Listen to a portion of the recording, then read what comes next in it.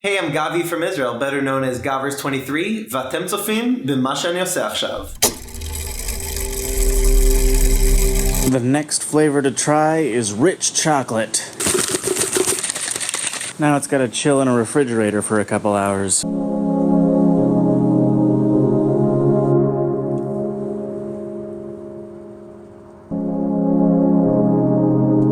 Since forever, this is the camera that we've used to film SciShow. Recently, I showed off the bigger brother to that camera that we were testing out for SciShow. But for this week, SciShow rented the DVX200, which I had back in December, because we want to see if this camera works better than that other Canon that we had. I actually don't know where the Canon went. I don't know if we sent it back or what. But the nice thing about shooting 4K is that you don't have to stop between shots. You can, in post, pop in and pop out to change between a medium shot or a wide shot or whatever. So theoretically, this is going to let the host just read through the script without having to stop. Cheese. So how did that feel filming it? I realized I was paying more attention to sound. Yeah.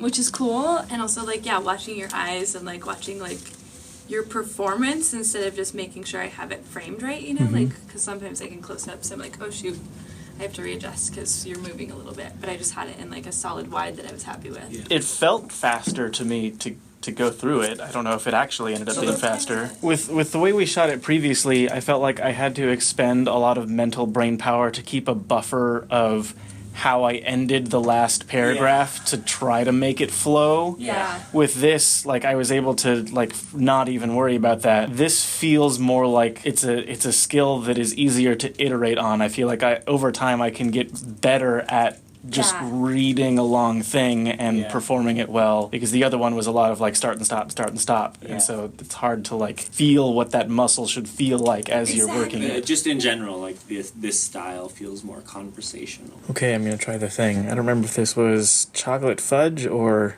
the other chocolate one. It's one of the chocolate ones.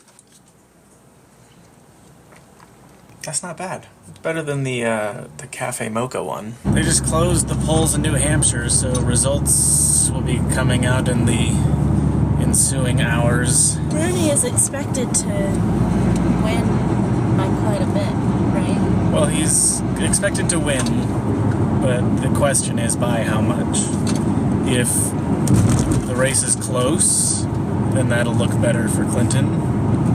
Because Bernie has been leading here for so long, it'll make it look like her momentum was eating away at his lead right before New Hampshire. But if he comes in 40 points ahead, then that will be a devastating blow to Clinton. It'll probably be somewhere in the middle. 10 points-ish. I'm thinking 20.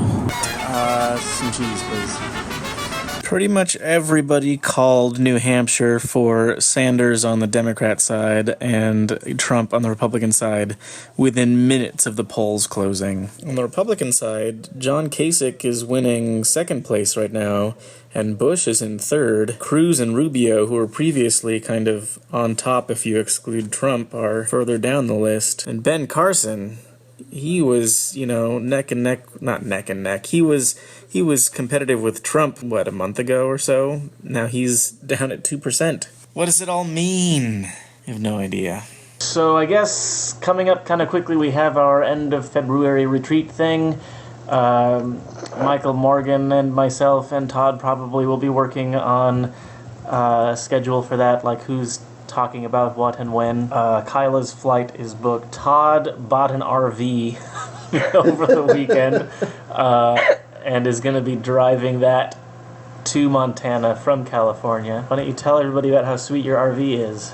My RV, it's so sweet. It's got 1, 2, 3, 4, 5. It's got 6 wheels. I'm pretty exhausted. I'm having trouble even keeping my eyes open, but I still want to force myself to go for a run. I don't want to fall behind on my goal any further. It's always taking the first steps that are the most difficult. Whenever I don't feel like running, if I just put my running shoes on and walk out the front door, it's way easier after that point. It's just getting the shoes on in the first place. That's It's where it's hard. You just want to keep laying down. You want to keep sitting on the couch. You just gotta do it.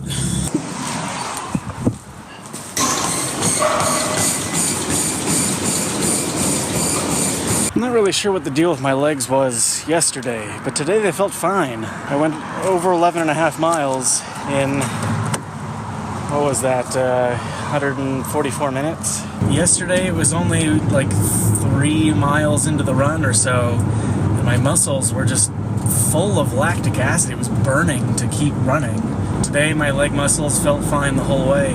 It was just the last like 10 minutes of the run was kind of a mind game to get through. I just felt like mentally exhausted, and I had to keep psyching myself up to keep going. It was like, just go for 1 more minute, and then I would go for 1 more minute, and I'd be like, okay, you went for 1 minute, you can do another minute, and I'd do another minute. Okay, you just did another minute, you can do 1 more minute. I just kept doing that all the way to the end. That whole run was at 6.8 miles per hour, and that felt like a pretty good challenge. I feel like I can sit there at 6.8 miles per hour probably for at least a week's worth of runs. Hopefully by then I'll feel good about stepping it up to 6.9. I think giving it a week will also help get my body used to this new diet thing again.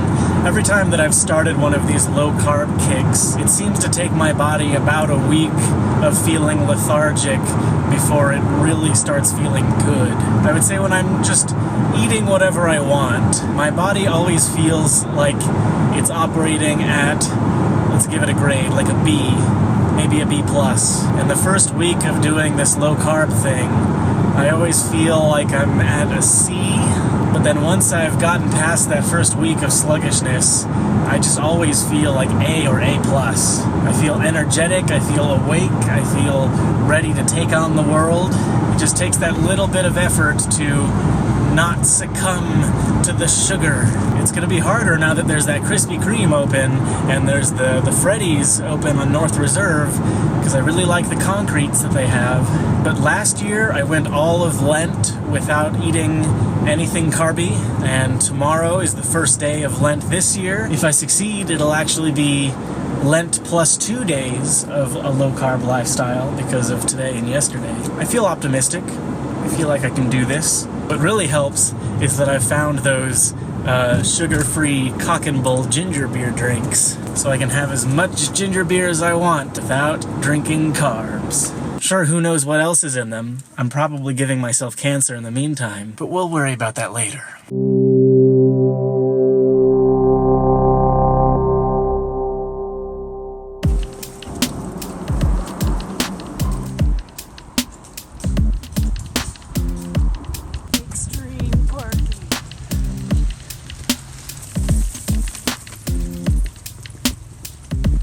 You can potentially set the font size of your text field and see if that changes it too. It's been a while since I've been to Five Guys Burgers and Fries, but since I'm on that low-carb bandwagon, they have a nice bunless burger here. It is a nice bunless burger. This is the mint chocolate or chocolate mint flavor of Keto Chow.